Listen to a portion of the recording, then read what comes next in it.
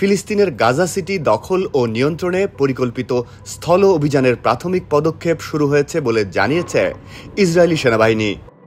তারা ইতোমধ্যে গাজা উপত্যকায় শহরের উপকণ্ঠে অবস্থান নিয়েছে। এক ইসরায়েলি সামরিক মুখপাত্র বলেন, মূল অভিযানের ক্ষেত্র তৈরির জন্য সেনারা এরই মধ্যে জেইতুন ও জাবালিয়া এলাকায় অভিযান চালাচ্ছে। গত মঙ্গলবার গাজা সিটি দখলের পরিকল্পনার অনুমোদন দেন ইসরায়েলি প্রতিরক্ষামন্ত্রী ইসরায়েল কাটস। এ অভিযানে অংশ নিতে আগামী সেপ্টেম্বরের শুরুতে ৬০,০০০ সংরক্ষিত সেনা তলব করা হয়েছে। তাদের রণাঙ্গনে লড়াইরত সেনাদের পরিবর্তে মোতায়েন করা হবে।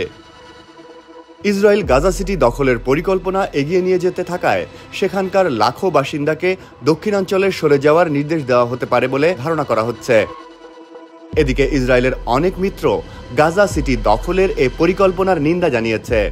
গতকাল বুধবার ফ্রান্সের প্রেসিডেন্ট ইমানুয়েল মাখো সতর্ক করে বলেছেন, এ পরিকল্পনা দুই জাতির জন্যই বিপর্যয় ডেকে আনবে এবং গোটা অঞ্চলকে স্থায়ী যুদ্ধের দিকে ঠেলে দেবে।